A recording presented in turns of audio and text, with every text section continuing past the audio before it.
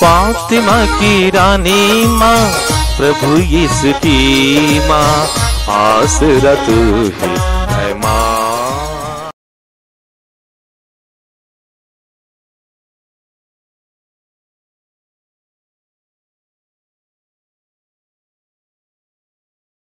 पहला पाठ नबी इसायास का ग्रंथ,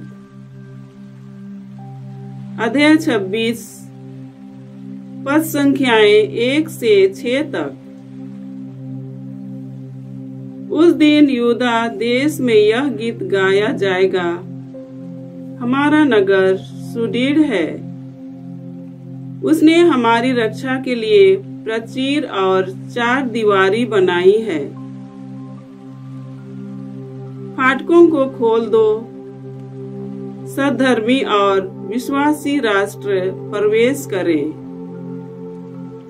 तो दृढ़ता पूर्वक शांति बनाए रखता है, क्योंकि इस राष्ट्र को तुझ पर भरोसा है। प्रभु पर सदा ही भरोसा रखो, क्योंकि वही चिरस्थायी चट्टान है। वह ऊंचाई पर निवास करने वालों को नीचा दिखाता है। वह उनका दुर्गम गढ़ तोड़कर गिराता और धूल में मिला देता है। अब तो दीनहीन और दरिद्र उसे पैरों तले रौंदते हैं। प्रभु की वाणी। ईश्वर को धन्यवाद। भजन अनुवाक्य। अनुवाक्य। धन्य है वह जो प्रभु के नाम पर आते हैं। धन्य है वह जो प्रभु के नाम पर आते हैं। प्रभु का धन्यवाद करो, क्योंकि वह भला है। उसका प्रेम अनंत काल तक बना रहता है। मनुष्यों पर भरोसा रखने की अपेक्षा प्रभु की शरण लेना ही अच्छा है। शासकों पर भरोसा रखने की अपेक्षा प्रभु की शरण लेना ही अच्छा है। अनुवाक्य। धन्य है वह जो प्रभु के नाम पर आते हैं। धन्य है वह जो प्रभु के नाम पर आते हैं। मेरे लिए मंदिर के द्वार खोल दो, मैं उसमें प्रवेश कर प्रभु को धन्यवाद दूंगा।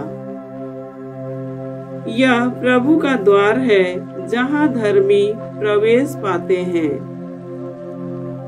मैं तुझे धन्यवाद देता हूँ, तूने मेरी प्रार्थना सुनी और मेरा उद्धार किया है। अनुवाक्य। धन्य है वह जो प्रभु के नाम पर आते हैं। धन्य है वह जो प्रभु के नाम पर आते हैं। हे प्रभु, हमारा उद्धार कर। हे प्रभु, हमें सुख शांति प्रदान कर। धन्य है वह जो प्रभु के नाम पर आते हैं। प्रभु ईश्वर हमें ज्योति प्रदान करे। अनुवाक्य। धन्य है वह जो प्रभु के नाम पर आते हैं। धन्य है वह जो प्रभु के नाम पर आते हैं। जय घोष। alleluia। जब तक प्रभु मिल सकता है, तब तक उसके पास चले जाओ।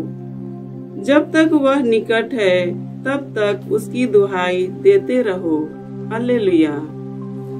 प्रभु आप लोगों के साथ हो और आपकी आत्मा के साथ। संत मत्ती के अनुसार पवित्र सुसमाचार। हे प्रभु, तेरी महिमा हो। अध्याय 7, पद संख्याएं 21 और फिर 24 से 27 तक। यीशु ने अपने शिष्यों से कहा, जो लोग हे प्रभु कहकर मुझे पुकारते हैं, उनमें से सबके सब स्वर्गराज्य में प्रवेश नहीं करेंगे। जो मेरे स्वर्गिक पिता की इच्छा पूरी करता है, वही स्वर्गराज्य में प्रवेश करेगा।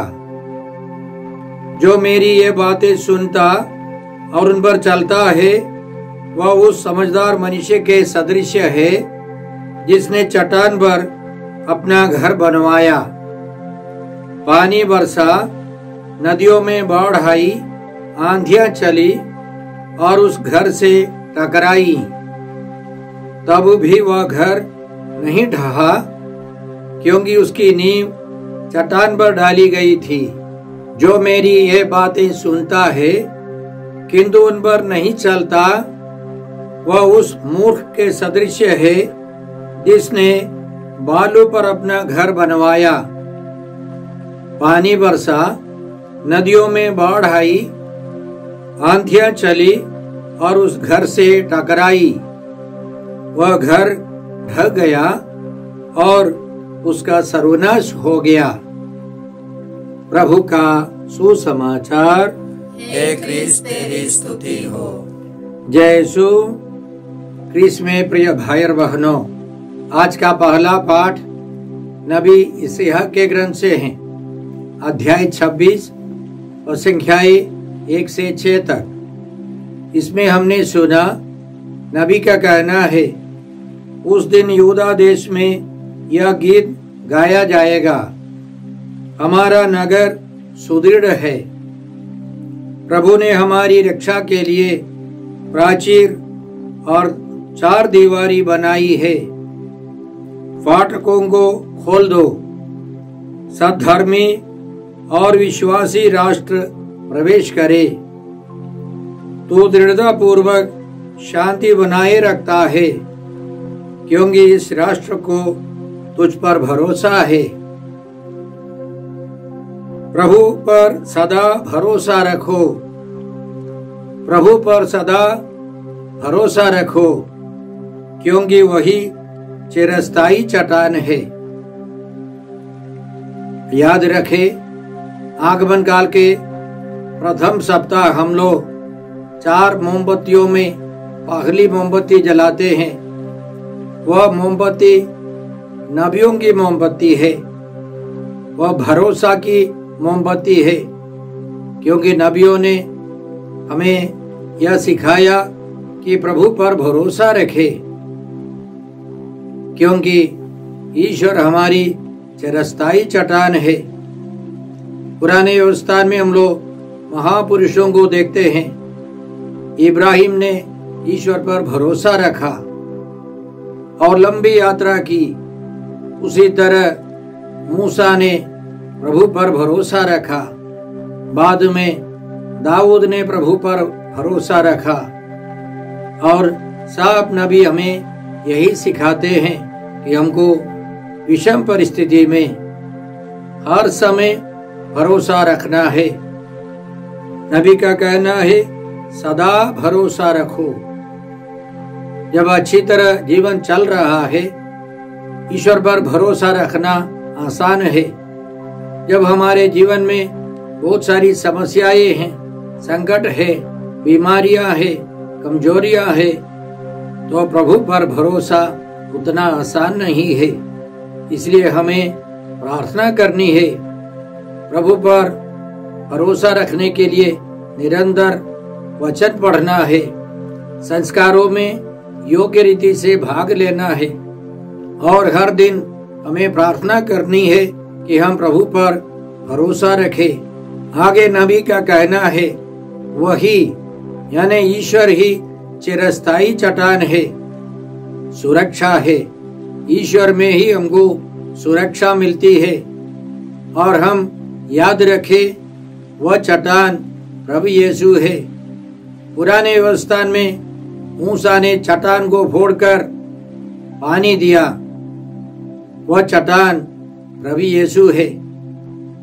संत पौलुस कुरिन्थियों के नाम पहले पत्र अध्याय 10 में इसी प्रकार समझाते हैं, सबने एक ही आध्यात्मिक भोजन ग्रहण किया और एक ही आध्यात्मिक पेय का पान किया, क्योंकि वे एक आध्यात्मिक चट्टान का जल पीते थे जो उनके साथ साथ चलती थी, और वह चट्टान थी मसीह। वह चट्टान वास्तव में सुसमाचार में यीशु है। उस चट्टान से हमको सुरक्षा मिलती है, जीवन मिलता है। इसलिए हम प्रभु पर भरोसा रखें, प्रभु यीशु पर भरोसा रखें। संत पेतरुस भी अपने पहले पत्र अध्याय 2 में इसी तरह समझाते हैं। प्रभु वह जीवंत पत्थर है जिसे मनुष्यों ने तो बेकार समझकर निकाल दिया, किंतु जो ईश्वर द्वारा चुना हुआ और उसकी दृष्टि में मूल्यवान है, उनके पास जाए और जीवंत पत्थरों का आध्यात्मिक भवन बने। प्रभु यीशु जीवंत चट्टान है, पत्थर है, और हम उनके पास जाए, हम भी जीवंत पत्थर बने।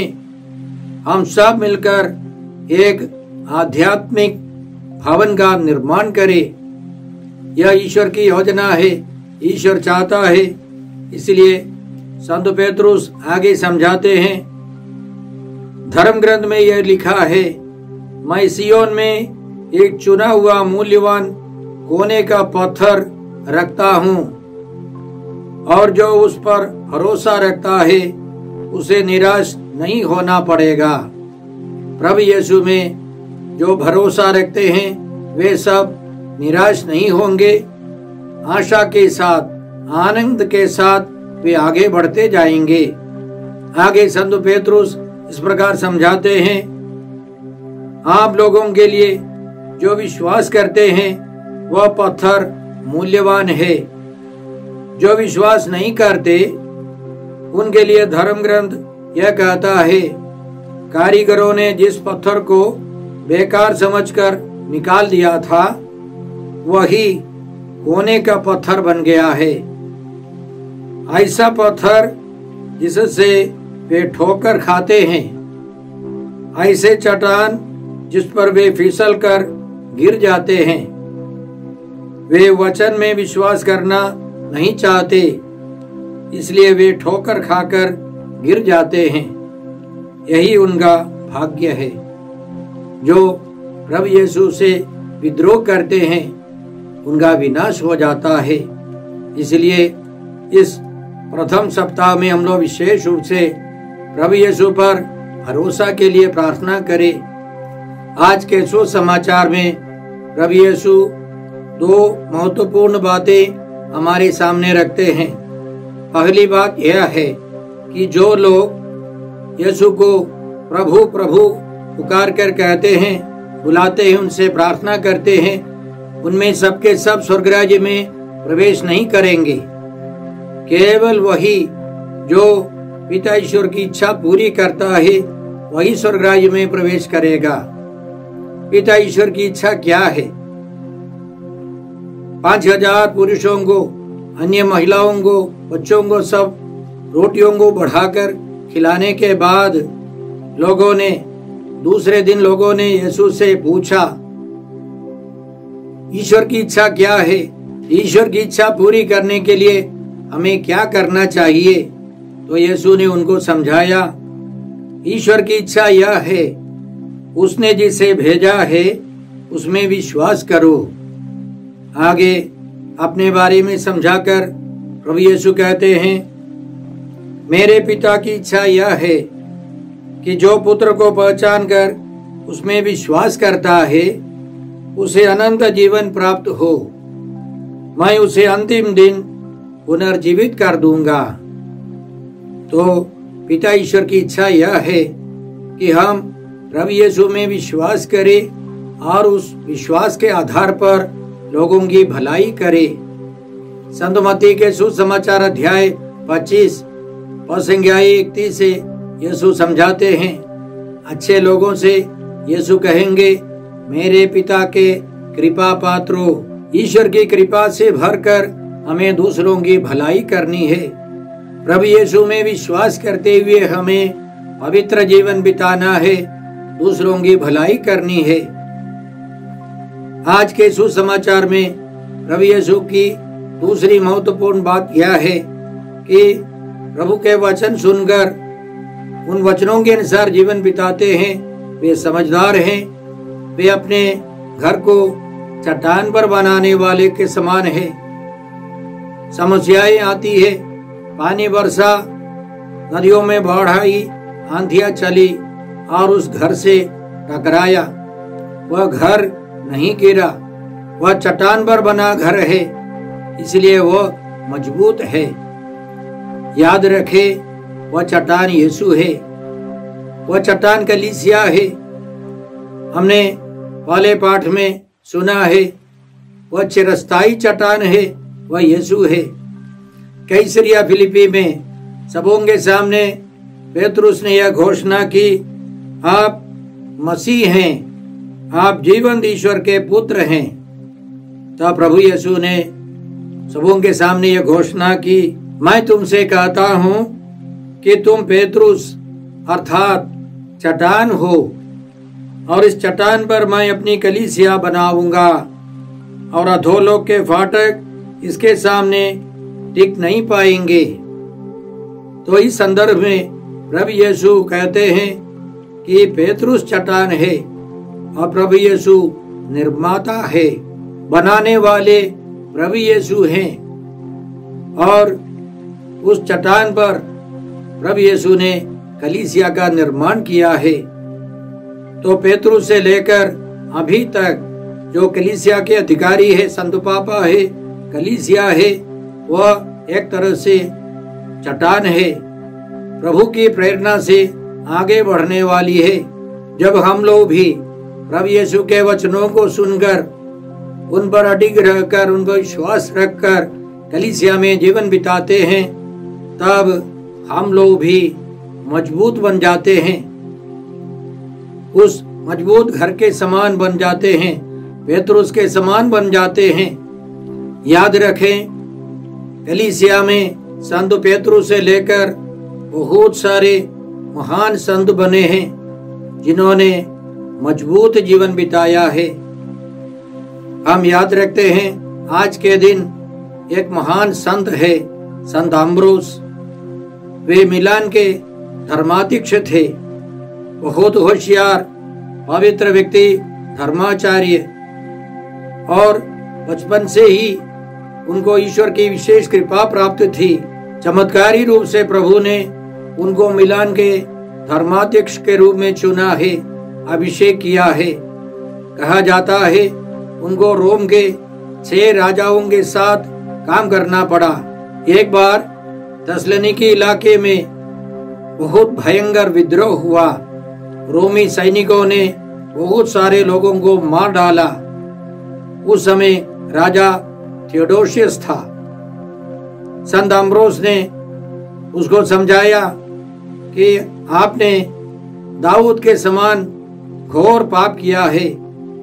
जब तक दाऊद के समान पश्चाताप नहीं करेंगे, खुलेआम सबों के सामने गलती स्वीकार नहीं करेंगे, पाप स्वीकार नहीं करेंगे, मैं आपको परम प्रसाद नहीं दूंगा। और अंतिम में मजबूर होकर राजा थियोडोसियस को माफी मांगनी पड़ी खुलेआम, तब उनको परम प्रसाद मिला। भाई और बहनों, आज भी हमारे परिवेश में भी, हमारी संदर्भ में भी इसी तरह मजबूत लोग हैं जो चट्टान पर अपना मकान बनाकर, अपना घर बनाकर आगे बढ़ने वाले। 1995 में रानी मरिया नामक एक सिस्टर मध्य प्रदेश के इंदौर में काम करती थी। प्रभु यीशु में विश्वास रखते हुए वह अपनी प्रेरिताई करती थी, और उनको एक खूंखार व्यक्ति ने 54 बार चाकू से वार कर मार डाला।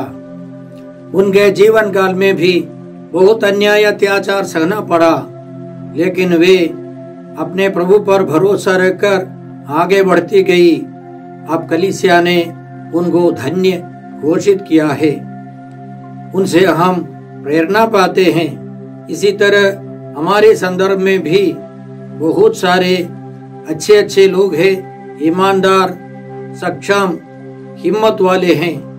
हम उनके अनुसार प्रभु के वचनों को स्वीकार कर उनमें अडिग रहकर मजबूत घर के रूप में आगे बढ़ सके।